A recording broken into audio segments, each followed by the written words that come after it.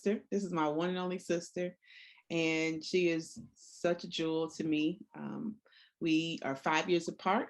So, I mean, we just, grew up really close, but became even closer as we've grown into adults, became moms, and just had some things in life that we could connect more deeper on. So I'm gonna let her introduce herself. Go ahead, Rocquel. Hello, everyone. I am Rocquel, as Tam stated. Everyone calls me Rocky. Not many people call me Rocquel at all. So Rocky is who I am. I am, yes, her younger sister. I'm the middle child of three. I have one child, one daughter, Imani. I am, I guess, going into my career. I'm a licensed cosmetologist of 14 years. Have some other certifications along the way. I do quite a bit in life. I'm a dance mom that keeps super busy on top of my job. So yeah. More just share a little bit more about some of the things that you have experienced with your daughter Imani, like being a single mom. And the bottom line is parenting period can be challenging. I always say, and this can sound kind of weird, but I always say kids are an inconvenience. They're a good inconvenience, but they change, they change everything. Nothing goes smoothly. And it's not all bad. It's not all bad at all. But I've known that I wanted to be a mom from a kid. I've known that. I thought I wanted a lot of kids. I quickly changed my mind once I had my own. But it has been a rough journey, but pleasant at the same time. So a lot of things that me and Imani go through, their first time experiences for me too. Mm-hmm. So I try to expose her to a lot of positive things, and a lot of it is a first time experience for me. We try to travel a lot. The goal is to go somewhere new every year. And a lot of time, like I said, most of those places are new places for me. I didn't travel a lot as a kid. And it took me a long time to even understand that I could travel and afford it. I always felt like I had to have a whole lot of money to travel. And as an adult, I realized, if it's planned out properly, you can accomplish these things. So we go through a lot together. We learn a lot together. So, and some of the challenges, of course, having a one income with all that we do, that's a challenge. But you had, okay, I just want to pause here. You have one income, but God has blessed you to bring in all type of streams. Like, oh my gosh! So my sister is a beast. So I just want to pause on you and just Yes, God has looked. Okay, that's different from parenting. Okay, we ain't even gonna talk about. We're not gonna do that. Not right now. Okay, I mean maybe a little later, but we'll circle back. We'll circle back. Just God has been good. So, go ahead. And he's been phenomenal. Like none of this I can say that I've done on my own. None of it. Like physically, yeah, but none of it. Anyway. So we're gonna circle back to that. Okay. Okay, so, but yeah, that's one of the challenges, having a single, the single income. The patience has been a challenge at times, because when it's just you, even since I don't have any other kids, I have to be everything to my child. I have to play with her. I have to read with her. I have to cook for her, which she is learning to cook. She just cooked me breakfast today. Okay. So, the rewards are always great too. The rewards are great. But I have to be everything for her. And so when she wants to be entertained and when she wants to play, I don't always have that time, or like my focus is on something else. We've had conversations where she said, I just want you to play, but you always are working. That's a dagger. That's like a dagger in my heart sometimes, because she don't understand that the reason she has what she has and is blessed with what she's blessed with is because mommy works. I don't always have the flexibility to just put things to the side and go give her all of my attention as much as I try. Yeah. And anybody that knows me as a mother know that she's my everything too. You know, we do a lot. I do a lot for her. We do a lot together. So that's a challenge. And I want to say that's one of the biggest challenges is being able to balance the time with me being a business owner and operating my business and working and entertaining her, keeping her going, and plus all her extracurricular activities too. That's a lot. My family joke all the time because every time we talk, I'm in the car. Yes. And it's true. I'm always in the car. I always got somewhere to go. Yes. So I would say that's probably the biggest challenge. And not to mention just society, just sending your kids out in the world. You know, that's always a prayer that's on the top of my list, just protecting my child. Let her be protected as she's where I'm not. You know, I can't protect as much as God can, you know, so that's always a challenge too, just making sure that people are feeding her the right things like you would feed her. You want to, and I mean, whether spiritually, it's natural food, yes. Whether it's natural food or spiritually, you know, you want people to speak into your kids like you do. Mm-hmm. So one thing I've always admired about you is just your strength and determination on how to figure things out and make things work. Before we got on here, I was just saying, you just make motherhood look so beautiful and effortless. And your way of organizing, like how you plan and put things together I've always admired that. So can you share about that? Planning takes a lot of effort, but once you're in the midst of living out what you planned, it runs so smoothly. So you plan for it. Like I said, things with kids can always go haywire, go the opposite direction. Yeah. But even growing up, I've been I've always tried to make sure things were in place. And that could be a blessing and a curse because sometimes I don't give myself the flexibility for things to go wrong. And parenting had to teach me that.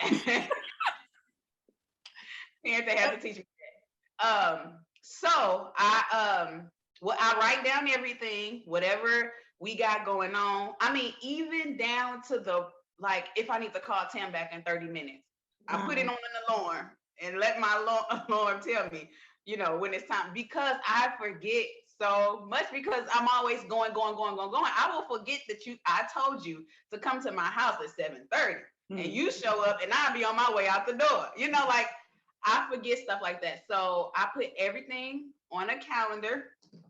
And while we're talking about this, I'm gonna show you my calendar while we're discussing it. And I color coded everything for the importance of what they are. Right. So my daughter has her schedule going. Here's my calendar. I just want you to see all the, I don't know. Yep. Wow. So yellow means one thing, red means one thing, green. So that's how I keep myself organized. And thank God for Google, because it reminds me days ahead that you have this coming up. And my mom used to teach us, now this could go either way, but she said, if you fail to plan, then you plan to fail.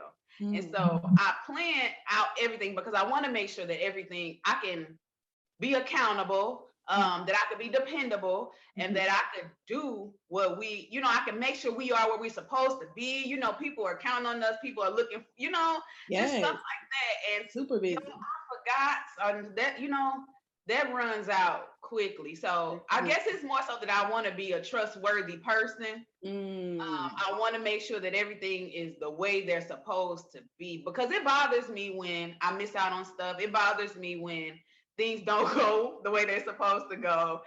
That type of stuff bothers me. So it kind of forces me to plan like that. Yeah. And I want to just share how I plan my finances. So the trips that we take every year, I always try to plan at least a year ahead of time. And so because I have been blessed to have a few streams of income, I use pieces of it to save up for whatever we got going on. Right. I went and visited my sister for about a month, which means I had to take off from all of my jobs. And I made sure that and thank God I didn't come home to not one bill being unpaid, not a light being cut off or anything, because I planned, I paid things months ahead of time. So it's important too to, you don't have to be frugal, but you have to be wise with your spending, especially when you only have one income. Even if you have two, even if you have multiple, and that's in the word, you don't spend your money just, Speak. you don't do that. You don't do that. So you be wise with your finances. You have to know what you got coming in so you can know what you can put out. And so I budget monthly so I can know what I have free to save. Like I know I got a trip coming up. This extra whatever, $10, $20, $30, I have to put towards my trip. I will never put money that I need for a bill towards a trip. Like you got to be really strategic about that. And I will say my mom, she taught us how to do that. Now I said we didn't travel a lot as a kid, and we didn't. But when we did travel, we were able to do what we wanted to do. Yes. You know, we were my parents, however, their savings went. They made a way for us to do what we wanted to do. We didn't know. I watched my. Yeah, we didn't know all the Yeah, behind the scenes. know. Yeah. I watched my mom budget her books. Like she had a whole binder of what was to be paid. Even if there was a balance, she would say this was paid and then this is what's left. You know, I watched my mom do that. So taking that and organizing it, she had it in a binder. My mom typed out templates. Come on now. Okay. I use Excel for my budgeting. It makes it a little easier.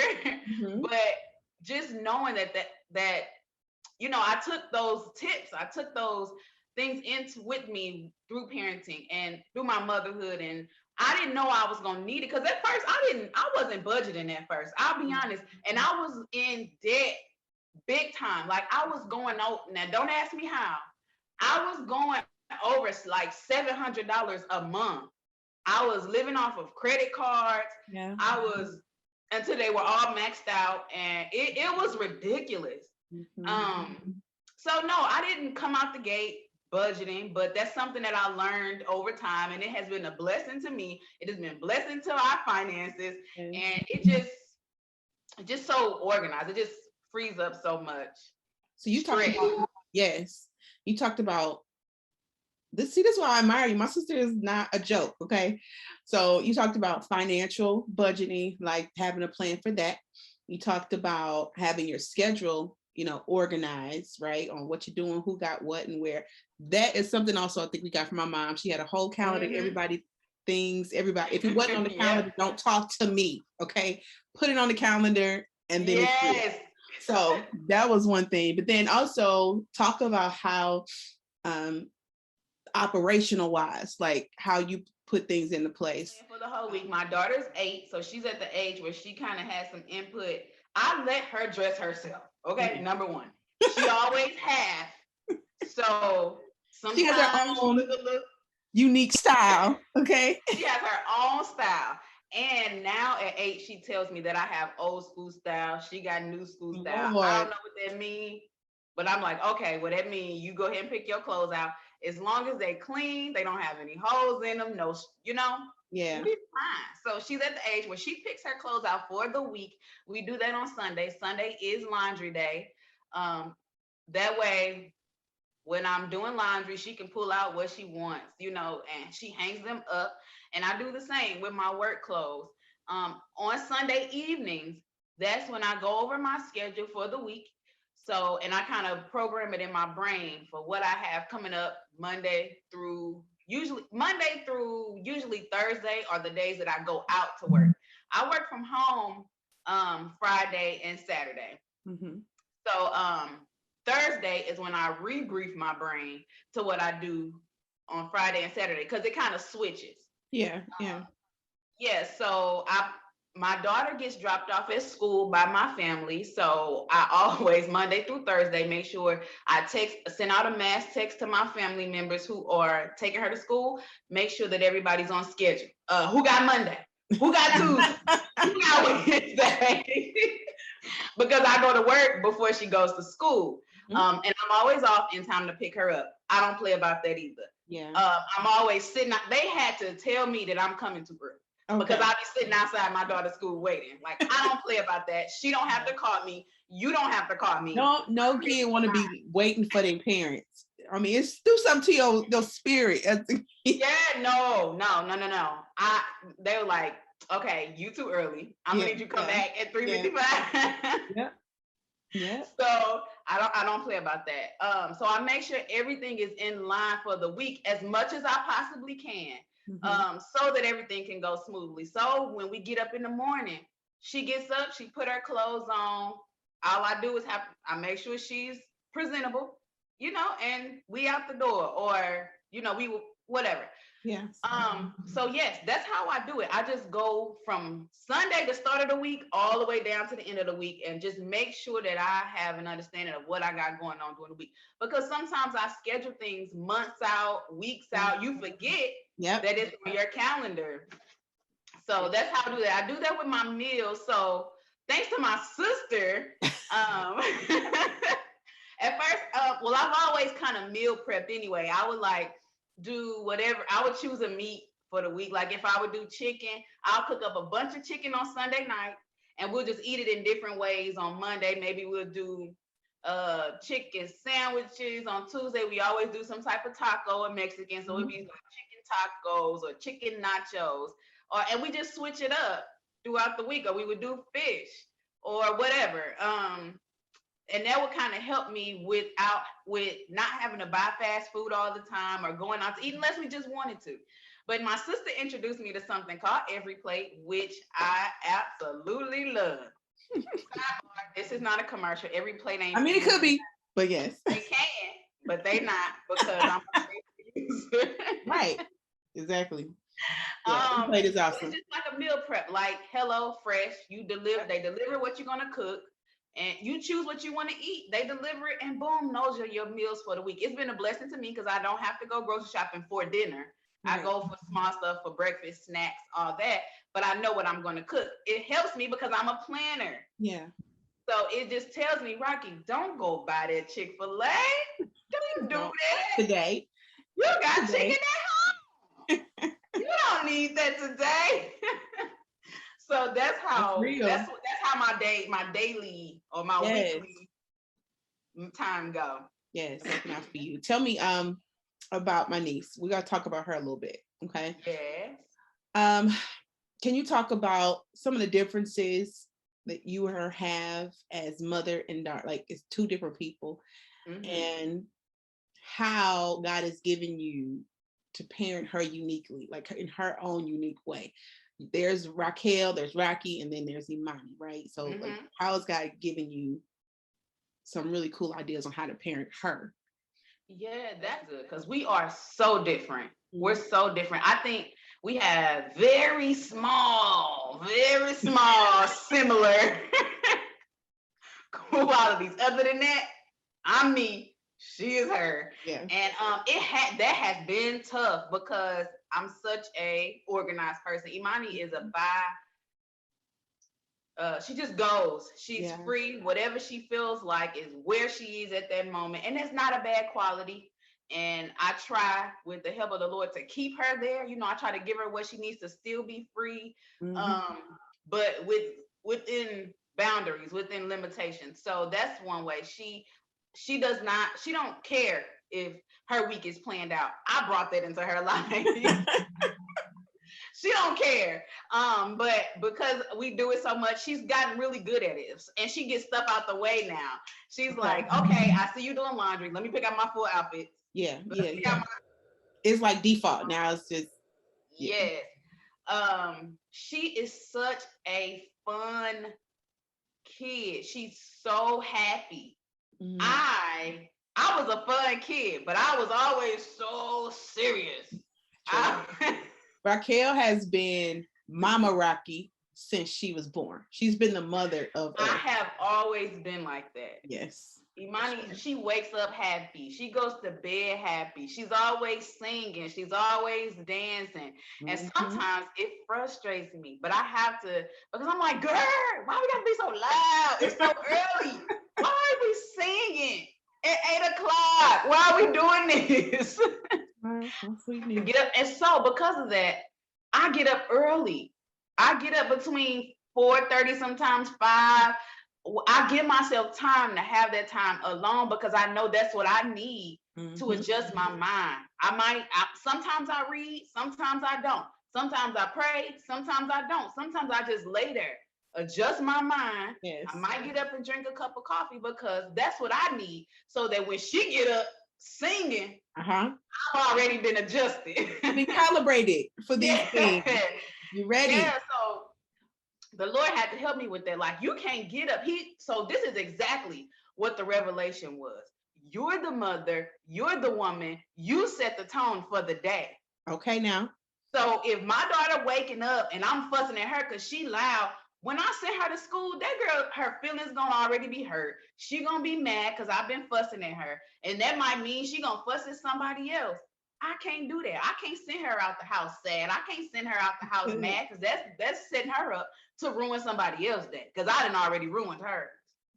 So I had to get up and get myself together because I don't mean to fuss, but I need to get it together. So you got to get up. I got to adjust myself, drink my coffee, do whatever I need to do so that I could be ready for her. So I could set the tone for both of our day. Yeah. Now, sometimes she don't wake up happy all the time. She wake up crabby. So sometimes she wakes up a little crabby. That's natural. Kids can have bad days too. That's something that parents do not, I can't say they don't understand, but some parents overlook that. Right. Kids can have bad days. Kids can be over it. Always. Yeah, because you're a kid, they feel like what you know about. No, kids can wake up and not want to deal with the day too, just like us.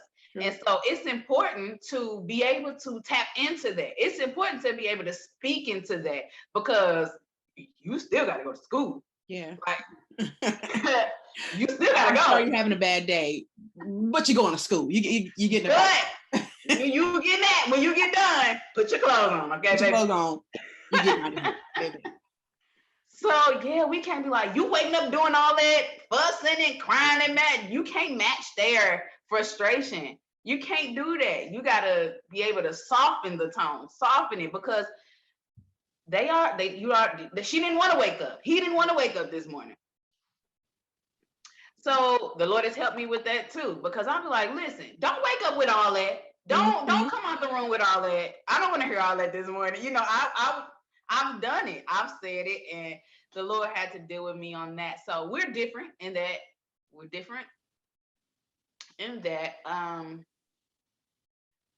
That's probably, I think our characteristic traits is what makes everything different. Right. My daughter she's so colorful. That's how I can describe her. She's colorful. Like she is just, she's amazing. So I say this too. My daughter came at a time in my life that it helped me get my life together completely. Wow. And having her when I was 25, which is not a bad age. I was just in a bad situation. It was a bad time. Me thinking. But it was so right on time for who God created her to be and who God created. It was right on time for God. But she came out the womb like from a child. She was bubbly like that. And I needed it because I was in such a dark, down, depressed state. And because she was like that, it didn't allow me to soak in my pity. I couldn't because I had a child to take care of, and not taking care of her was not an option. Yeah. Now I knew better than that. Yeah. So she didn't allow me to just roll over and die. And she don't even know it. She don't know that she saved my life. And I'll share that with her later in life. That's a lot of pressure on the kid, but you don't know. So I always, even though her bubbliness sometimes can kind of be like, calm down. That's one of the things that I admire about her the most. And I say, sometimes I need to take notes out of her book. I need to know how to let things roll off of my shoulders sometimes. Yeah. I need to know, I need to learn how to relax like her. I'm always on the, like, what got to be done next? What we need to do next? Oh, I can't do that because I got to do this, Yeah. I need to take some notes from my own child's book. So she teaching me just like I teach her. We would just skip all the way up into me being pregnant with Imani. I was going through a divorce. I left my relationship or my marriage when I was about 4 months pregnant. And then even before that, it was back and forth. But I left finally when I was 4 months pregnant. And I left because I was pregnant. I knew at that moment that I couldn't raise a child, whether it was a girl or a boy. I couldn't raise the child in such an unhealthy environment. I knew that. And it was a lot of things that I knew already prior to even have just the relationship itself. I knew better. But I felt like as long as it was just me, I could deal with this. You know, I could deal with the back and forth. I could deal with the chaos. But as soon as I got pregnant, I was like, oh no. Mm-hmm. So some kick in, like, all right. Yeah, this ain't happening. And my mama didn't now it's my mama didn't raise me like this. My mom and daddy, you know, it kicked it. So I did leave the relationship when I was about 4 or 5 months pregnant. I moved back in with my parents, which was probably the best thing that could ever have happened. It was a little strange for about a year because they didn't really have space for us there. My mom had a school in her home at the time. So I was kind of living out of my vehicle. I was sleeping in the house, but all my belongings were in the car that I had at the time for about a year. My dad, even after Imani was born, my dad ended up changing up their room that was used for storage because nobody was home. All of their kids were gone. They used the room for like daycare storage and stuff like that. My dad ended up making a space for us and hooked it up. Okay, he hooked that room up. So we stayed there until my daughter was 2. And at the time, I did not have while we were there, I was working with my mom at the daycare. Because that's another certification that I have. Come on now. One of many. So I could work in early education. So I did that. And it helped me because I was able to be with my daughter. I didn't have to ship her off to daycare or anything. Even we moved from my mom's home into a daycare building, and I was still able to take my daughter with me. And so that was a blessing. I went back to school during that time. I got another certification for dental assistant. Yeah. Another of many. Come on. Went back to school in that time. And God, he just truly blessed. When she turned 2, we were able to move into our own apartment, which was enough space for us. It was a 2-bedroom. I was able to kind of pick up my career in cosmetology again, working from my apartment. It wasn't the ideal space, but it was so perfect for us. Even my clients were they were okay with it. Like I have the best clientele, hands down. Like they've been rocking with me forever. Okay. So I always thank God for them. And they have best clientele, hands down.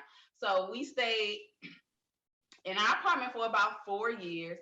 And that's around the time when I was really in a lot of debt. I was using credit cards, trying to, I guess, keep up with, and not even really keep up an expensive lifestyle, but I just was not really being responsible.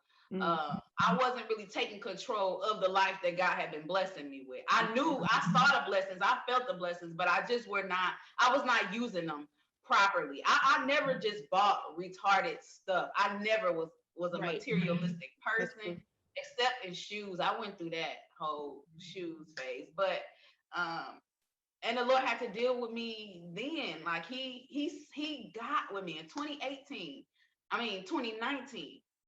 It was a tough time for myself spiritually because the Lord was he was turning me up, and it was because I asked for it. I told the Lord, like, I gotta understand what's going on here. And he basically told me, you are undisciplined in all areas of your life. Like, you are undisciplined, and this is a training season for you. So from 2019, things start to take off. New career change, not career change, but career expansion. And he showed me that how off I was financially. Like, there's no reason that you should be spending over $700 a month for what, when I have given you everything you needed. Yes, there's no reason for that. So with his help, I was able to clean up all of my debt, minus like student loans and my car note, which that was a whole nother crazy situation that I even was able to get a car and going over $700 a month. Like, my God, that was just. We need to talk about. We need a whole nother just to talk about that car situation. But just I'm go ahead. telling you, like, This is so much. So much. It's so much, and I'm trying to keep it short. So anyway, but coming back, okay, so yeah, it's a lot. Yeah. So, but just getting back on my feet it was such a trying time, but it was so good. And I would always just think back to where I was, you know, living with my mom, moving into an apartment. And then when the Lord showed me how undisciplined I was, and I made it my business to get it together, we were able to move into a house. Yes. Which just blew my mind, because I kind of just, that was another blessing. Mm-hmm. We were able to get a bigger place. We were growing out of our apartment. The house has been perfect for us. Like, every time, you know, I turn myself over to God, He gives us exactly what we need. And I just, no tears, no. God. Woo! So, I mean, the challenge has been great, but it has been so rewarding too. Like, just all of it. You know, I'm supposed to be a statistic, okay? Because I'm a divorced Black woman with a child. You know, I'm supposed to be on welfare. Guess what? I'm not. Hello? You know, I'm supposed to be broke. Guess what? I'm not. You know what I'm saying? Like, no tears though. I mean, I'm supposed to not be crying, but I am. You know, like, God is good. So it's been, I don't have anything negative to say about parenting other than it's challenging. And like I tell my daughter all the time, it might be hard, but it's not impossible. When she say, Mama, is this hard? I say, but is it impossible? Yes. Let's answer me that. If you can tell me yes, then I'll let you stop. But if it's not impossible, we're going to do this until we get it done. But who we serve? We serve a God who can make the impossible possible. Okay? Yes. So that's it. So to encourage any single mother that's struggling, I mean, life is a struggle. I don't care what it is, whether it's financial, whether it's trying to plan or find balance. Things can be a struggle, but it's not impossible to get under control. Where the Spirit of the Lord is, come on. There is freedom and liberty. Yes, and I'm telling you today, with Christ, all things are possible. And this is what I know. This is what I know. Woo! Yes, Father. Come on, God. God, don't do it. Don't do it up in here. Yes, Father. Okay. Yes, God. Rocky girl, you are encouraging me. I know somebody out there is being encouraged. Right? I need to put your Cash App in the link. Because y'all know you are blessing somebody. Okay, so you being a single mom, you pouring out, you giving, you doing. Is there something that you can do or that you've done to pour back into you? Like how? Okay. You know what I mean? Yes. How have you done? Yes, I do. That's good too. So I have made it my business just this year in 2021. I realized I have been just giving of myself and not giving back to myself. So it's a very intentional thing. It has to be intentional. And I know you hear everybody say, you got to make time for yourself. You got to make time for yourself. And it's so hard. It's hard, but it starts with just small things. And I'm going to tell you some of the small things that I've done. I found a new skincare regimen that makes me feel so good, because when I get done doing my scrubbing, and I do it daily, it makes my face just feel great. You know, it's the small stuff. I use shower steamers. So it's like a bath bomb, and it has, okay. Yes, send a link to that, sister. Okay. Amazon, I got you. It's like a bath bomb, and you put it in your shower, and it has the essential oils in it, and you just drop it in the bottom of your shower and let the steam. You can do eucalyptus to help you relax at the end of the day, or watermelon and orange in the morning if you are a morning shower person. I like showers in the evening, wash-ups in the daytime, but that's my business. Like Tabitha say. That's our cousin. So the eucalyptus in the evening or peppermint in the evening, and it's so relaxing. So that small stuff like that. I go to a beautician myself. I've never been to a beautician ever in my life, other than my grandmother. Who is a beautician? Who her name is Monica Cherry. She's at MJ2 Salon. No, I was saying your grandmother. Your grandmother is a beautician. I thought you were saying who is the beautician that doesn't. My grandmother is a beautician, or was. She had her own salon. But go ahead, rep your beautician. Monica Cherry, she's so sweet. And I just go there once a month so I could let somebody else shampoo my hair. I could do my own hair, I always do, but just to get out of it and just be able to sit at somebody else's shampoo bowl, letting somebody else cut my hair. And once a month, and or maybe once every month and a half. I don't have to do it all the time, just enough to be able to do something for myself. And there's some other things that I haven't done yet, but they are on my to-do list that I'm gonna start incorporating, which I'll say for the women, it's waxing. I'm gonna go and go to a waxtician. I think everybody should experience that, and Lord knows your girl needs wax. So it's just the small things. Let's see what else. That's just good for me. Oh, so sometimes if I've just started this too, going to lunch alone. If I have the time in between work and going to pick up my daughter, I've never been opposed to going anywhere alone. I just haven't had the time. But now I squeeze it in. I try to choose healthy places because I do try to make sure we eat right. So I experience those places alone because I know my daughter don't want to go eat beans and peppers.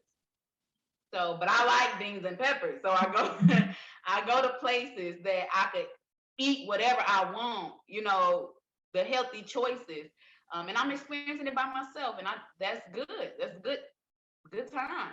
Yes. I walk almost daily. Yep. I go to the park, and how I manage that is I go to a park where there's a playground. Imani's usually on the playground, and I'm walking, still in eyesight. That way she can be getting exercise. Kids on the playground is exercise. And I'm walking, and I might have my headphones in or whatever. That's good for us. It sounds like God has really blessed you through your life. And I mean, I know you, but just some of the things you shared, I didn't know, I didn't know. And I hope and pray that it's going to encourage and uplift somebody. And putting you on the calendar is important too. So I'm glad you're doing that, Yeah. So as we wrap up, I really thank you for your time and just you opening up today. Like, we could be on here talking for 2, 3, 4, 5, 6 hours. Yep. God's goodness, But is there something you just want to say to wrap up, or any final thoughts or words that you want to leave? You could do it. You got it. You got it in you. God would not have graced you with that child if he didn't think you could handle it. He didn't say you were going to be perfect. He didn't say it was always going to be right. But he wouldn't have graced you with the spouse, the child, the job, nothing, if he didn't think you can handle it. Now, you just got to know you can handle it. Amen. That's it. And with that, mamas, be encouraged. I love you. God loves you. And until next time, bye. Bye.